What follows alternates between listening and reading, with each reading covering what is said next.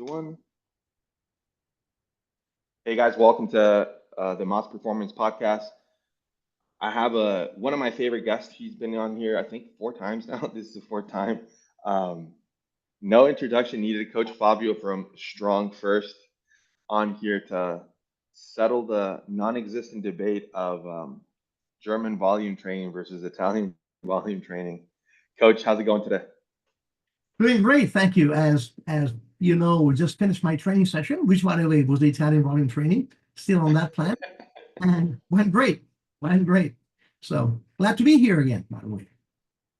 Thank you. I'm really excited. A couple weeks back, I came across. If you're not subscribed to Strong First, I'm subscribed to Strong First. I think at this point, if you've been following the podcast, you know I'm a firm believer in the methodology. So I'm subscribed to their newsletter, so I'll get the emails and all that stuff. And um, I got this email, IVT Italian volume training. I'm like, wait, what? This sounds very similar to German volume training. Quick little reference for those of you that don't know what the classic German volume training, also known as GVT, also known as a 10 by 10 method.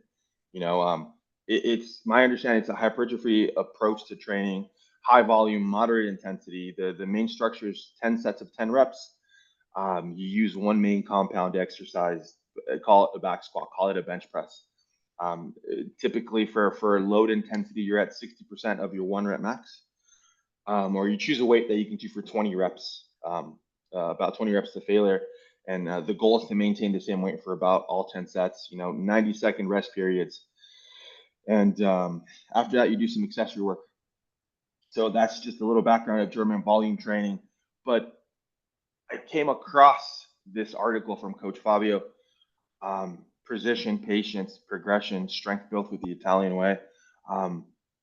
And I mean, I was sold. I was intrigued, and as soon as I was done reading that article, I'm like, Coach, will you please come on and explain what Italian volume training is and just how you came across it or came about it? Yeah, and honestly, so I have to be honest, even though it looks similar to German volume training, which was became very popular thanks to Charles Poliquin, but it wasn't created by him. But so I did give it that name because the structure looks very similar, but I have to be honest, it has nothing to do with it. And I thought actually, when I started it, my idea was to do something similar, and then I realized I had to change it. It was something that was developed over time, uh, and let's say it took shape during the process of doing it. So I called it Italian volume training because I thought it was fun. Because Okay. initially I thought about calling it the German Italian volume training. So because the idea was I started with 10 by 10, right? And which is the GVT. And that's really popular. And I thought, if people will read Italian volume training, they'll make the connection and they'll think, what is this about? What is it? Do you just eat pasta or spaghetti or pizza while you're doing your squats or something like that? Oh, It's in my yes. Now we're talking. but the true story is slightly different. So uh, I had to go through surgery on my right shoulder, and meaning that for 45 days I had a cast, so I could not use my right arm, and then for another 45 days I could not load my right arm in any manner. It was just let it loose and had physiotherapy passive stuff. I was authorized basically after 90 days to start doing active mobility. And it was, yeah, and it was 120 days before I could start loading it, right? And so here's a story. I had surgery on December the 6th. Yes.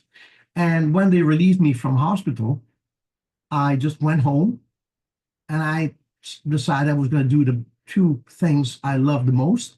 So first I trained, and then I went to play with the band, with the cast. So, Okay. and I needed to find a way to train because, it's not you can say, okay, you cannot train your right arm, but my home gym basically has power racks, kettlebells, and adjustable dumbbells, pull-up bars. That's all I have. So I had no machines, I had no cables, I had pretty much nothing. And so can't deadlift, can't squat, can't do pretty much anything.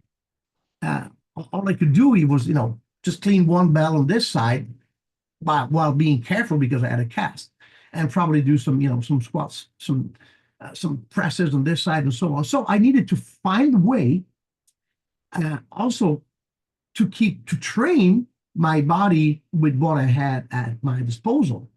But at the same time, when you have this type of situations here, I have three anchors, I have a couple of screws in there and so on, and you cannot pull. So when you generate high tensions, right, even with the other arm, there's no way you're going to tense also the opposite arm. So, and that's dangerous. So, for like doing a heavy press with my left, there's no way I can stay relaxed with my right.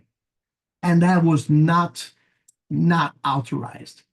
So I had to find a way to, train, do something, and at the same time be for some time away from super high tensions.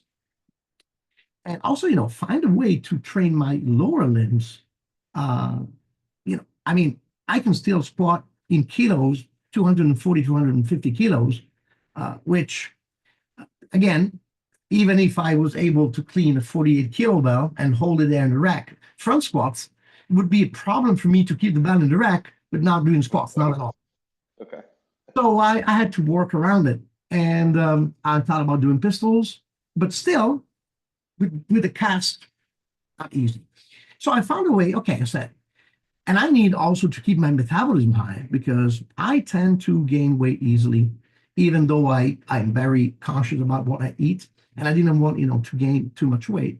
And so I could do one-arm swings. That's what I could do, but not too heavy. And I could do things, but I had to find a way basically to keep myself moving, basically. And so I thought, okay, let's do 100 reps, 10 sets of 10, with a weight that allows me to, to stay consistent for the 10 sets of 10 without breaking form and so on. So very light weights, and I had to start thinking what I could do. So I had the one-arm swings, which that was an easy fix.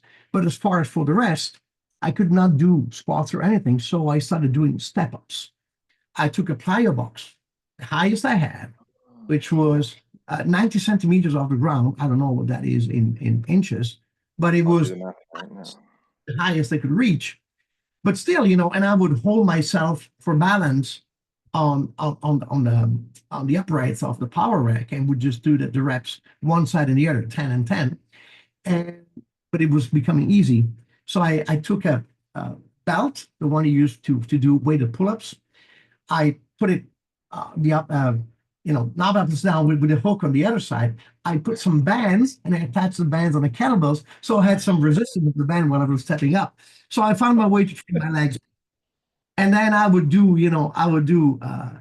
presses, I would do rows, and so on. So I found a way to train pretty much the entire body except for this arm. But the only way I could not grind. So 10 sets of 10 with a moderate weight was the best way to go. Now, and this is what I did for quite some time until I could move. So I found myself that I did maintain my muscle mass and I was able to maintain a good, my metabolism high. And I was conditioned. I could tolerate really high volumes because I would do 10 sets of 10, of several exercises every day because it was light but high volume. And so as I started, the cast was removed and I started being able to move and do more and more stuff. I had to adjust the plan, along the way. Yeah. And finally, I could start working with my other arm and adding some stuff, but still, I could not go heavy. So when I was ready to restart, I needed to find the progression to go back to heavy weights. So I thought, okay, I need to structure this. I need to structure it. So I thought, since I had some what the hell effects in terms of muscle mass, because believe it or not, with those 10 sets of 10, you probably don't get, myofibrillar hypertrophy, but you do get some muscle volume. you know, and you got a good baseline.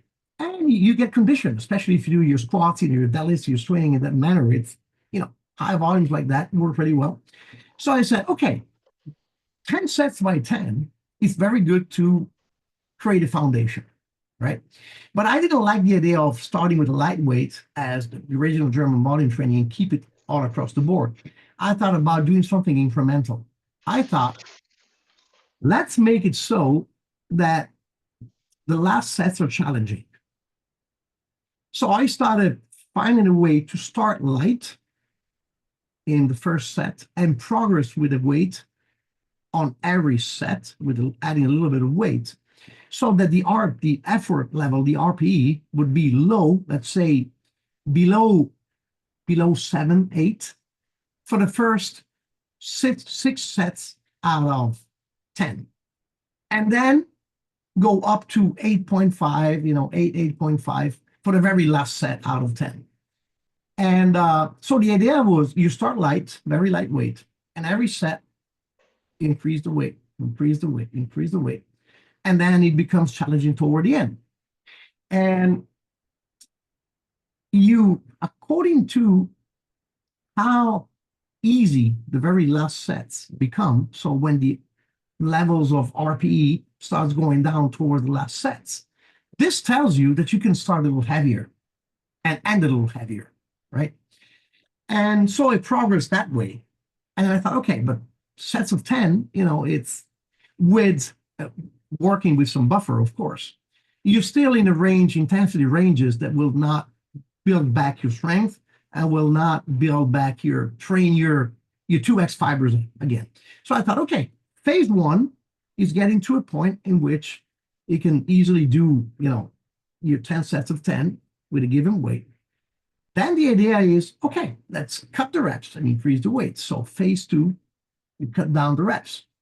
And you do pretty much the same thing. You start light and you build up the weight, and so on. And then phase three, you go back to your, low reps sets until you gain back your strength. And so initially, it was not structured as you see it in the article, which I suggest, our listeners to go and read it. Initially, it was just, let's see what happens. So the way the plan was basically created was different from what I usually do. Usually I get to my drawing board, I make my calculations, I use my algorithm, I use my formulas, right? I write down the plan, and I know where it starts, I know where it ends, I know the progression, everything. And then I test it, on myself. I see how it works and I make adjustments along the way.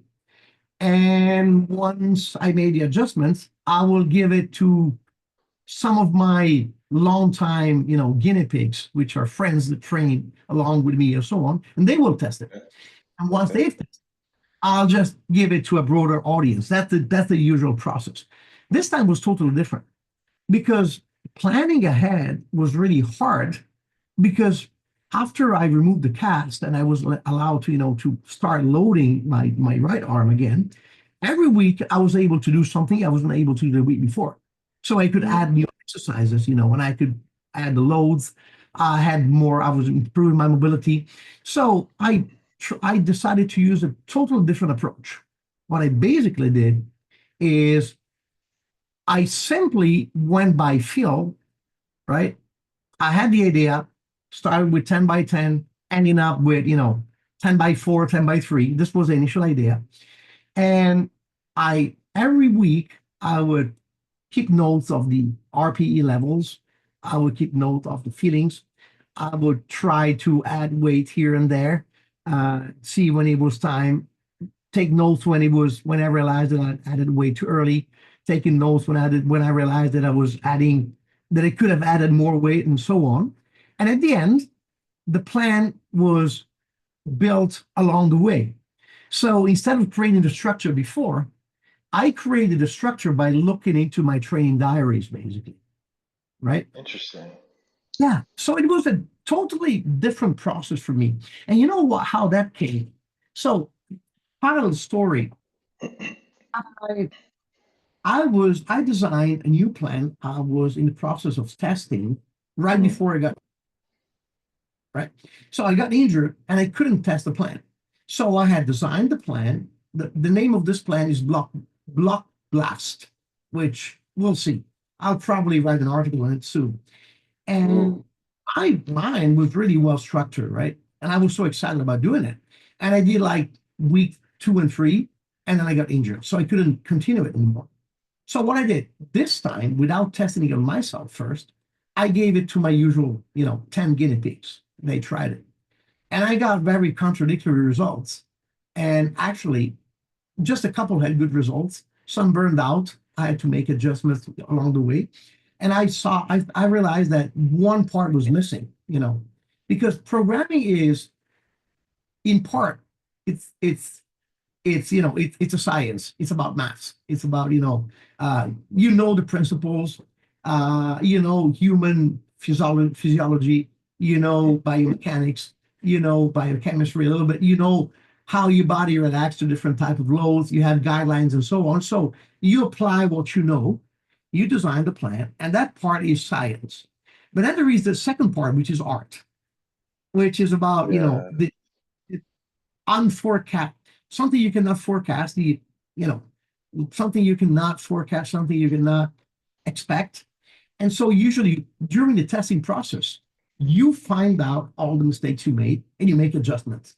So this time I missed this part, which was taking science and putting some art on top of it, based on the feeling.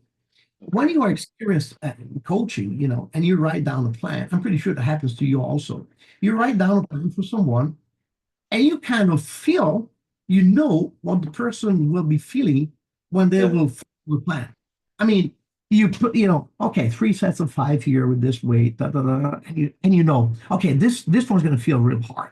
So next set will be a back off or anything, something like that.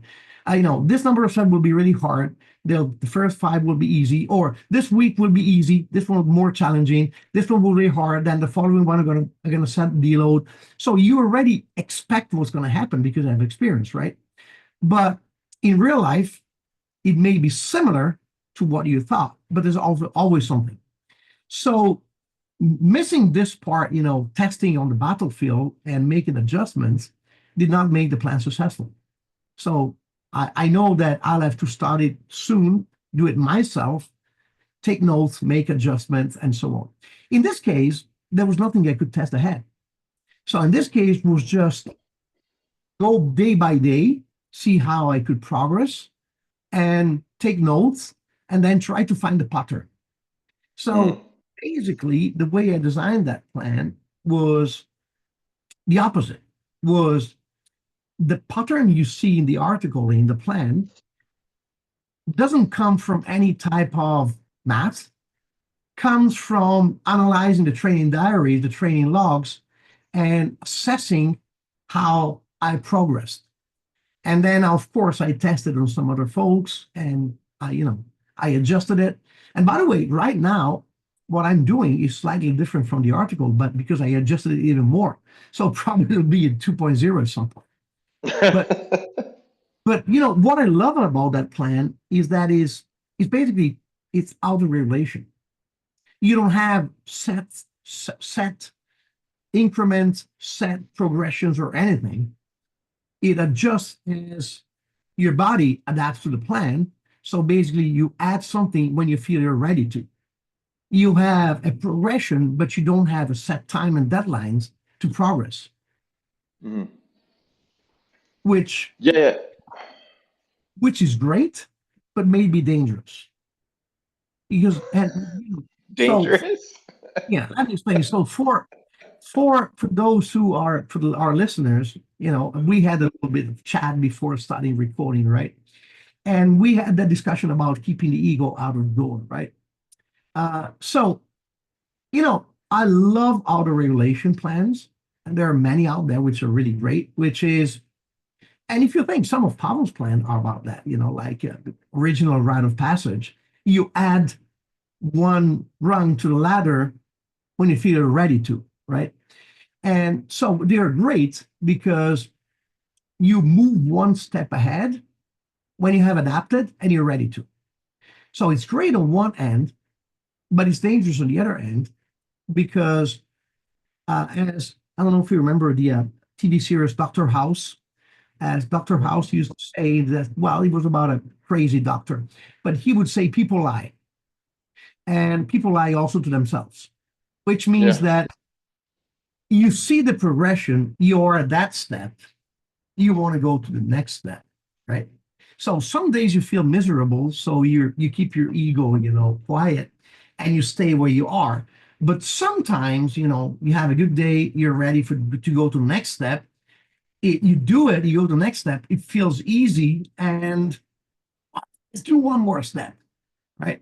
And let's do one more, and then without realizing, you end up hitting against the wall, and when you hit against the wall, it takes some time to recover. So you basically, whatever you gained, you thought you were speeding up, and actually you're slowing down. So the main thing, this is why I'm saying it's dangerous, when you follow any type of plan in which you make the decision, whether you're ready to go to the next step, well, in those situations, you need to be very honest with yourself and don't allow your ego to take decisions for you, but be very honest with and look back. And and I've been experiencing this lately. I have a training partner, right? And Mhm. training together for I think it's 25 years now. But now, due to different working schedules, we're able to train together maybe once, twice a week, and then we train by ourselves. And he is the type of guy when he has a good day, he tends to overdo, right? So we were on our Italian running training, we're on the press plan, and we're supposed to, end up the top set. Me with a 36, because still this is what my shoulder can handle, and he was supposed to, end it with a 40. And I mean, I could do 36 and 40 because whatever I'm doing with my right, with my left is really easy. But Yeah. I'm holding my left side back to allow the right side to catch up, right?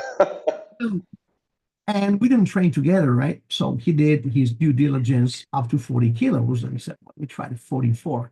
And then he went easy. So let me try the 48. And he ended up doing triple for the 48, which was not part of the plan, right? And then we trained again today. And he wasn't even able to move the bell because he overdid in the previous session. And I can forecast that he'll be down for at least another week or so. So he'll take some time to catch up. Yeah. Usually, when you burn your nervous system and you go too heavy and you strain yourself too much, it takes up to 2 weeks to catch up. Your nervous system, your endocrine system burn out. And so sometimes, showing off doesn't, you have to pay the price for that. That's pretty much it is. So great plan on one end, but when I write the articles, I try to warn everyone and make it to be super conservative and warn everyone, follow the steps, follow the rules, stay on the same step for several weeks if necessary, progress only when you feel ready. Because I know what happens if you overdo. If you're lucky, you don't progress or you step back. If you're unlucky, you get injured, which is not what we want, right? Would you say there's an ideal demographic to follow this training protocol, or is it just open to anybody who wants set adaptation? To me, for instance, phase one is for everyone. It's tough because you get a lot of volume, but phase one for everyone. Phase two, phases two and three, you need to, I won't say you need to be an expert. You need to have experience, I would say. Um, you know that usually wisdom and experience are the result of all the lessons you learn from your mistakes. So Yeah. most of the times, let's say that if you got injured at least once, not to the point of really harming yourself, but enough to teach you the lesson, then you can do the plan. It means that you need to have a good body awareness.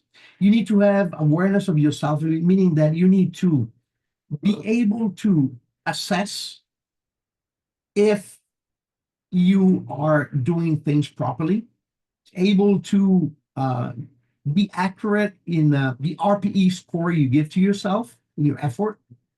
Well, beginners don't realize that, in my opinion. So I would say that you need to have some experience. You need to have some, little bit of mileage. You need to have been trained for a few years, know how your body reacts to loads and to different exercises and so on. And also, you need to know how your body reacts to different lifts. I'll give you one example.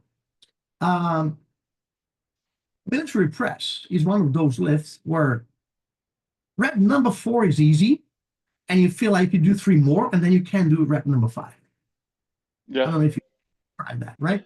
But 100%. you recover easy. I mean, the next day you're good.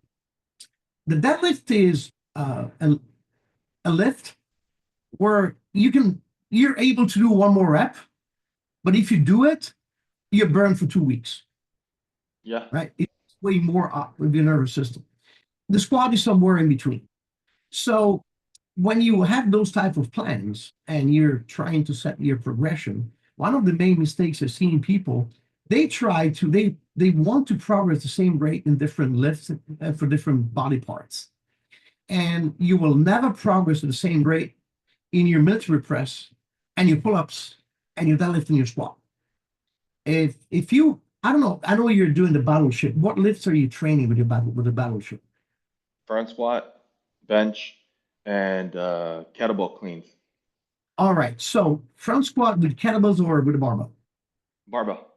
Barbell. Okay, barbell front squat, bench, and so on. So, all right. And you know how your body feels with military press, right? Yeah. Okay. So out of those 3, the front squat will be the one where you progress more, and you will be, well, you'll see a quicker progression. Uh, the bench press is slower. If you added the military press, that would be even slower. And the pull-up would be pretty much as low as the military press. Yes.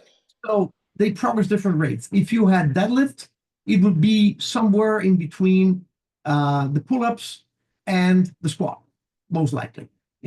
It changes from person to person, but you have different progression rates.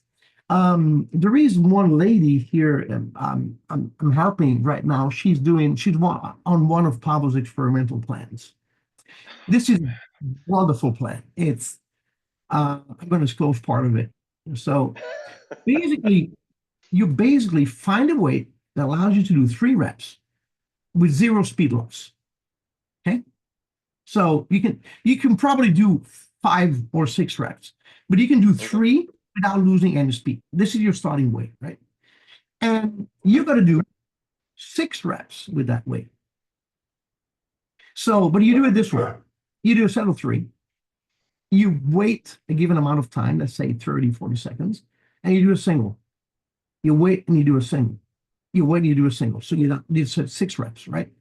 Gradually, you'll end up doing, instead of achieving your 6 reps, 3, 1, 1, 1, it'll be like 3, 2, 1. Mm-hmm. And then we will 3 or 4, and then 2. And then eventually, at some point, 5 and 1. Eventually, at some point, you'll be able to do a set of 6. This is your goal. When you can do a set of 6 with a weight that initially was your 3 low speed reps, you'll add more weight and you'll start over. It's a great progression, right? Now, and she's doing this thing. She's doing this sort of progression. I monitor her every week, and she's doing it with a deadlift, with a squat, bench press, and military press, right? And initially, she tried to progress with the same rate with all the lifts. And no big deal with the squat, no big deal with the bench. The deadlift, she started having some time. But after, with the military press, she was trying to do, 3, 2, 1. She did 3, 2, and she couldn't complete the single after. Why? She was running too fast. She needed to stay with 3, 1, 1, 1 for way a longer time. But she was thinking, if my bench press has progressed, if my squat has progressed, also my military press will progress the same rate. It doesn't work this way. It doesn't. You know, think about this. In your military press, smaller muscles are involved. They get tired earlier. Yeah. Because uh, you can always do one more rep in your squat. Yeah, it's not gonna be pretty, but you can. I mean, it wouldn't be pretty, but you can. And also you feel, you can be sure you did your rep in the squat, and you know if you will be able to do another one. You know it. It's very unless you're really a beginner, a newbie. Yeah. You know if you can do another one. In a military press, how many times you were sure you could do another one and you didn't do it that one? You didn't do it because That was you're multiple times. switch off instantly without realizing. And like one rep looks easy, feels easy. The following one, you get stuck in the middle. Small muscles, you deplete your creatine stores earlier, and just, when one of the muscles in the chain gives up, your entire lift gives up. You're as strong as every chain is as strong as the weak link. So again, you Makes need so to much be sense. ready to progress at different rates. And this is something that many folks in many plants, fundamentally, don't understand. And when I create progressive overload plans, like linear cycles or weight cycles and so on, I have my students run some tests to find the best progression rate for each one of the lift. So the weekly increase in terms of not only weights on the bar, but in terms of percentage of the weight changes from lift to lift according how the person responds to that lift. It is crucial because otherwise you'll progress in some lift and you'll stall in others. So this is why auto regulation is great but dangerous, because if you're wise and if you can hold yourself, from doing, in Italy we say one step that's longer than your leg. I don't know if it works Oh, in English, right? yeah. So No, you I can, can think of a similar saying in Spanish though. how would you say I, in um, what is it? Oh my God, it's at the tip of my tongue. Let me. I'm gonna look for it, and I'll text you. I'll send you the message because my parents have said something like that. No say, despasto. no, you can, your steps can be as long as your legs, not longer. So never try to do a step that is longer than the length of your legs. And I think it gives the idea. Yes, yeah, yeah. So I'm gonna look for it, and I'll send it to you. I promise. But Wonderful. this is it. It's true. How do you find yourself dealing with this? So like, how do you convince people, especially? How do you convince people and how do you keep them engaged when like their squad is progressing significantly and everything else is progressing significantly and now they're looking at their military press and they're like crap, Yeah. like this is just I not have, getting any better. I have different strategies according to the personality of the people I'm dealing with, Okay. which is Okay. interesting as a coach. So I'm pretty sure you have students, right? Some folks are, you're my coach, I trust you. If you tell me to squeeze a lemon in milk and drink, milk with lemon, I will do it, which is something to 100%. do. So those folks are the easiest one to work with. You just tell them what to do. At some point, they may ask you a question, why am I going so slow in here? But when you tell them to trust the process, they'll do it. So no big deal. Others need a rational, need an explanation. So for others, giving a rational explanation works, providing information, which means Yeah. usually nerdy ones. I'll give you one example. Oh, I got stuck in my military press and I only added 2.5 kilos, let's say 5 pounds to make it easier. All right, now think about this. Adding 5 pounds to your deadlift, which is, 300 pounds, 5 pounds on 300 is, it's 1 point something percent. Adding 5 pounds to military press, which is 50 pounds, it's 10%. So don't reason in terms of how much you add. Reason in terms Yeah. of how what you're adding relates to the weight you're using. So for those type of folks, providing the information is enough. For others, there's no way. You give the advice and you let them do the mistake and let them pay the little price for it. So what you basically do, you make sure that the mistake they make is not dangerous to the point they can get hurt, right? Yeah. So sometimes, yeah, but I want to do, all right. If you feel it's safe for them, but they will probably, not be able to do it, I let them do it. And once they fail, I will tell them why. And I'll tell them, okay, are you willing to listen to the advice next time? Some people need to experience failure. Usually people who want to progress, regardless of your advice, have a strong ego. So Yeah. allowing themselves to beat their own ego is the best strategy for them to learn and become wiser. So, okay, you're driven by your ego. All right, let's kill your ego. Or at least, not kill it, but make your ego limping a little bit, a little. So allow them to fail, Yeah. and then you realize that they should have listened. So sometimes, if you're ego driven, sometimes learning that that was not a good idea the hard way, it's good. Uh, if instead you have a rational mind, uh, knowing why you're doing what you're doing will prevent you from doing mistakes. And if you're just a soldier, which I do have some students who are soldiers, that's easy. You don't need to give any information. They will just trust Oh, the process and thank you for the results at the end.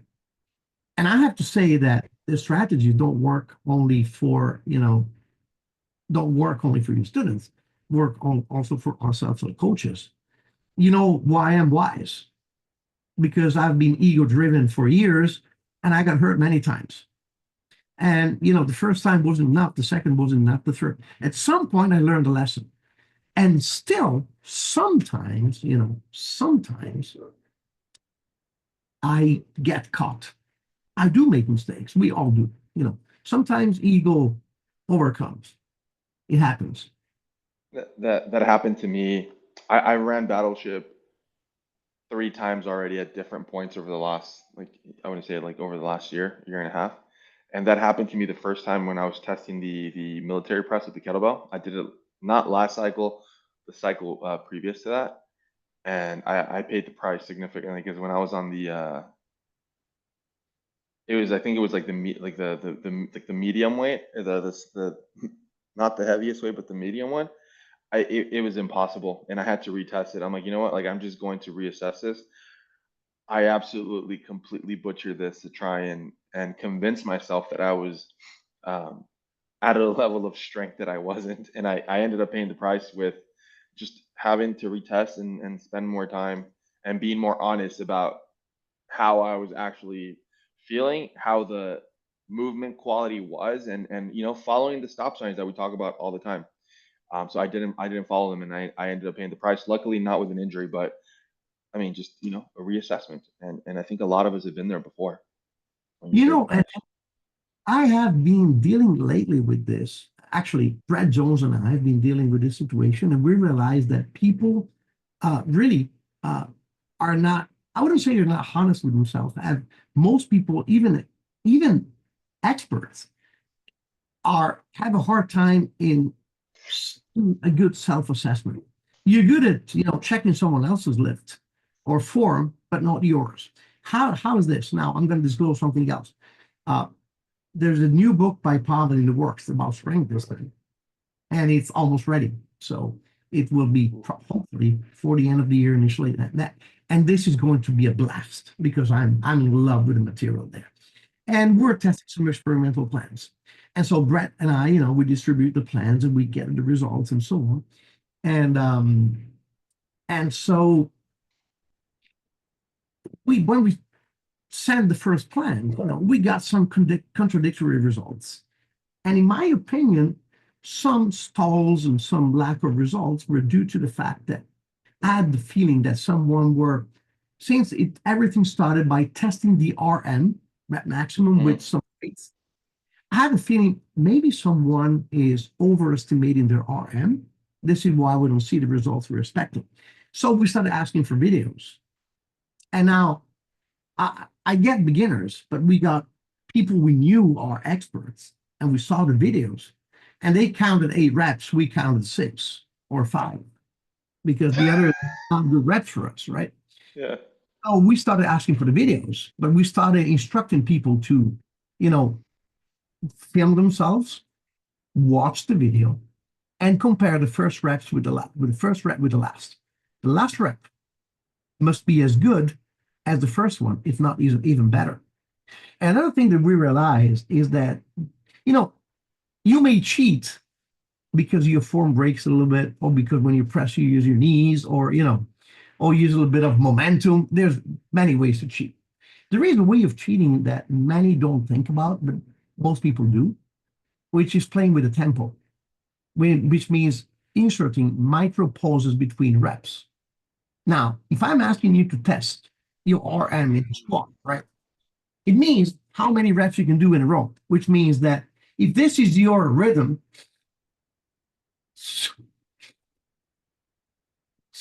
right? Yeah. If after 6 reps with this tempo, you start,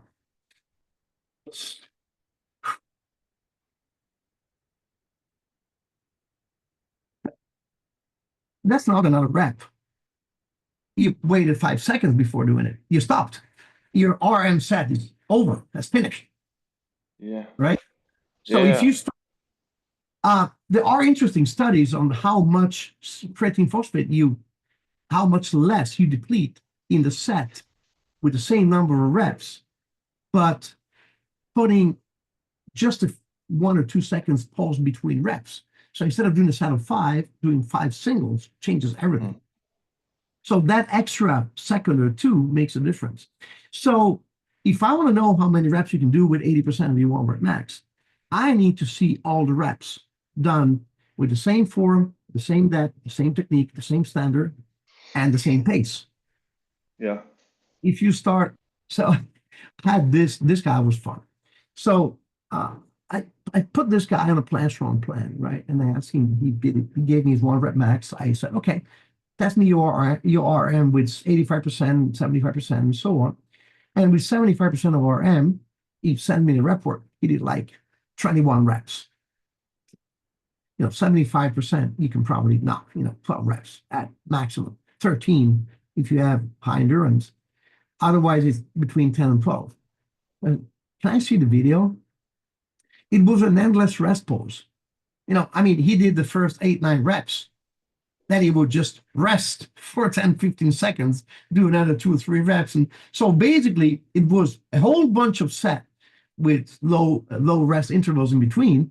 He also, released the bar and reset. So at that point, you cannot cut in RM. That's a rest pause. It's a total different thing. And this happens a lot with those who come from bodybuilding, for instance. They have that type of education where you tend Yeah. to push yourself, your sets to all you can do, and even more. So again, self-assessment is not easy. You're not honest with yourself. For You're instance, not. yeah, I I try to. I'm good at following the plans I design for myself. For instance, I used to design my nutrition plans, and it always failed. I always have to go to someone to design a nutrition plan for me because I would fail to follow my own nutrition plan. So, Uh, and this is what most people do, basically. So video assessment, watching your own videos, comparing the last rep with the first helps a lot. it does. I think for me, that's also been something that I adopted. I read it in one of your old articles, the 5 rep technical max, Yep. where every rep is perfect, every rep looks the same, and that's also been a huge change that I've made when I'm assessing people, whether it's an athlete, where it's general population, whether it's whoever it is, right? I'm like, okay, I need you to get X reps at X percentage, and in order for this attempt to count or this effort to count, every single rep has to look exactly the same. um that we're not going to get to like your maximal, you're just going to die kind of thing, but if we're working at this percentage, it means you should get about X many, and I want everything to look the same. I shouldn't be able to tell like which rep is which kind of thing. and that's how No, we know, right? And it's very helpful if like ego aside, because we always have that extra rep left in the tank, right? Like it's not going to be pretty, but we always have those one or two extra rep left in the tank. But I would say looking at the end or starting at the end of that program, or that 16-week program, 12-week program, um, helps a lot. Where if you get the person to understand that it's in their best interest, and like we always say this, and I don't know if a lot of people actually follow through with it. We're like technique and quote unquote perfection of the lifts has to be there all the time. Quality control, right? Let's look at the end. It's going to pay off in the end, because now you're going to get less crappy reps in. Now you're going to get less crappy technique practices in, and just give me 12 weeks, dude. Just give me 12 weeks and look how much better you're going to move. You're going to feel. You're going to be stronger. Um, muscle gain, endurance, whatever your goal is, it's going to be better. But I do agree with you and Coach Brett in terms of getting honest assessments whether it's yourself or whether it's somebody else. It is difficult. So I do want to develop more skills of getting more honest assessments without high tech tools, because you have high tech tools, there's no line, there's no hiding behind the numbers. lose all the humanity. There are so many high tech tools in the university lab where I work, but it's different. That's for research. But when you train people, there's got to be some heart in it, and you got to also you need to develop the coach eye, and the students need Yes. to learn how to self-assess themselves without relying on technology too much, because this is how you really learn. But one thing that I want to point out is now, yes, it's important to make sure that all the reps are the same and everything's perfect, but especially there is one situation in which that is crucial. When you're testing for a new plan, you know. Yes. So, for instance, uh, many people, follow a plan, and they end up doing a PR, and then they use that PR as a starting weight, one rep max for the new plan. To me, that's a mistake. The PR, that's why it's called PR. It's something you did once. You don't own it. You did it that day. You don't know Yes. if you'll ever do it again. Probably, and you did a peaking phase for that. You psyched up. It was a good day. There was perfect conditions for the PR.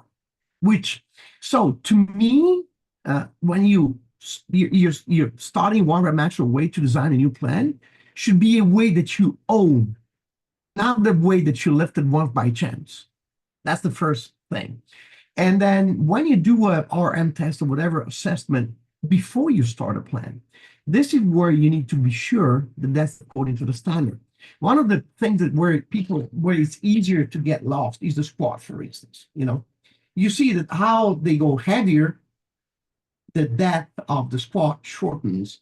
So the one Yeah. rep max, not even reaching parallel or barely parallel, but their training squat is way deeper. Now, you calculate your training weights for your full squat based on the weights that you were able to lift without going as deep. That's not going to work. You're not going to train with the right weights. And this is where things will go sideways. So whatever is the one rep max upon which you're calculating your training weights should Yeah. look exactly in terms of form, depth, and whatever as the weights, as the technique, the execution you will use when you will be training. I mean, imagine this. If I did the board press, I could lift way more. But what if I calculate my training weights on my one rep max in the board press, and then I try to do a full bench press with that? It's not going to work, right? That's the same concept. So initial testing has to be very honest, in my opinion. Then, when you train, yes, you should make sure that all the reps are good, follow technique, and so on. Sometimes you'll be distracted. Your rep won't be that perfect. It will happen, but as long as you're safe, Yeah. the problem is when you make a mistake in making an assessment upon which your next upcoming 8 or 12 weeks of training are based. That's a problem. That's a huge problem. Yeah. Yeah. I mean, because at that point you've just, yeah, the numbers aren't honest. I'm gonna keep it that simple. You're basing it off of a lie, right? Off of a miscalculation or an outlier percentage number Exactly. that's not true. I like this idea, and again, it sounds like I'm just saying that I copy everything Coach Fabio does, but it's true. This whole idea of, do you own the weight? You know, can you hit it on a random Wednesday afternoon at 1:30, 1 p.m. August 7th? Like, if you can do that, then you legit own the weight. If not, if you have to peak for it, then it's the PR, and it's totally fine. But I you can't misinterpret, or don't get them confused, right? They're two different. At that point, they're two different values of X lift. Um, Coach, I have a question. I want to ask about block blast. I know we're going to wrap things up relatively soon because you have a meeting after this, but could you talk a little bit about that, just without giving too much away? If you don't want to, Yeah, it's fine. enough. So it's interesting. It's based out of uh, two different principles. One is a new table formula I developed. I started using it in Build Strong, and which is about based on your test, RM test at 80% of 1 rep max. I created a table, a formula, a related table that can allow you to estimate how many reps you would be able to do with any weight between 70% of 1 rep max and 1 rep max. So what does that mean? It means that if you can do, you load 100, that's your 1 rep max. You can do 1 rep, of course. And then with 80, so 80% of that, you can do 6 reps. I can forecast with very good precision how many reps you will do with 86 or 74 or whatever. So that's the first part, which uh, allows me, allows you to do only one test and have your training weight for the entire plan without having to test different RMs at different weights. That's pretty much Oh, it. okay. And also, this type of formula slash table is used to establish also your progression, which will be every block is pretty much 3 weeks. Every week you'll have a weight progression, and this weight progression is based on that formula. Basically, you start. It's all created within 12 weeks. You start with a very high buffer, and you end up on the last weeks working with no buffer, but you will have buffer because you got stronger. So it's kind of, so Yeah. that's, Oh, yeah, that's interesting. strategy number one. And then the second principle on which is based is using 3 types of stimuli in 3 different sessions, which means there is a neural session with heavy weights and very low reps, which is session number 1, in which basically you train your lift with 2-3 reps, heavy weight, still manageable because you have your right buffer and so on. The second session will be with moderate weights and will be with medium high weights, and will be, we call it the mechanical stress session, which so it will be um, basically myofibrillar hypertrophy oriented. So one is pure strength, myofibrillar hypertrophy oriented. And the third session can take 2 different directions according to what your goal is. If you want to build some muscles, it will be pretty much mitochondrial hypertrophy. So high reps with possibly, movements that are more direct muscle work. And you will do it pretty much bodybuilding style, or Mhm. power, which means that you will use pretty much the same load, but you will work on a sort of velocity-based training. So you have a certain amount of volume to accomplish, and you will do your sets with fundamental exercise in this case, not, and you will work as fast as you can, and you will stop your set when you do speed. Actually, the rep before losing speed. And you keep doing high power, high speed sets until you've accomplished your daily volume. So Oh shit. option one will be, I want to get stronger and build some muscle. Option two Okay. is, I want to be stronger and more powerful. Basically, that's the idea. But the idea is Interesting. the algorithm, the table that establishes the load is the same. What changes is basically session number 3, right? In terms of not a weight, but in terms of execution, slow and high reps versus fast and low reps, and in terms of exercise selection. So, for instance, Hmm. the hip hinge for power will probably be a very heavy two-hand swings. And Okay. if you do it for hypertrophy, you'll probably do a slow and controlled Romanian deadlift. Just Interesting. Yeah. Huh. I'm so it, gonna. I need a copy of this program so I can you, you like. can have it. Really? Oh yeah, I'll try it out. Hell yeah. You want to test it? Yeah. I'll send it to you. Yeah, Absolutely. Yes. let's make arrangements once we're done recording. I'll hire Let's you as a guinea. go. Let's go, guys. You heard it here first. I'm gonna test block blast and transform my body for the summer. Coach, I we're gonna wrap things up. Number one, because I want to get block blast on my computer already, and number two, because I know you have a meeting, and I do want to respect your time. I want to thank you for jumping on the podcast again. Um, what did I want to say? I'm gonna add the link to the Italian volume training guys on the podcast description. It'll be on there. If you click the link, it'll direct you to the articles. You'll have access to that article. And then if you have questions about other articles that were mentioned on here that Coach Fabio wrote, you can just click his name and it'll auto populate all the articles. Also, if you haven't visited the Strong First library, I'm going to call it, go there, find it. There's a bunch of valuable information on there. It's number one.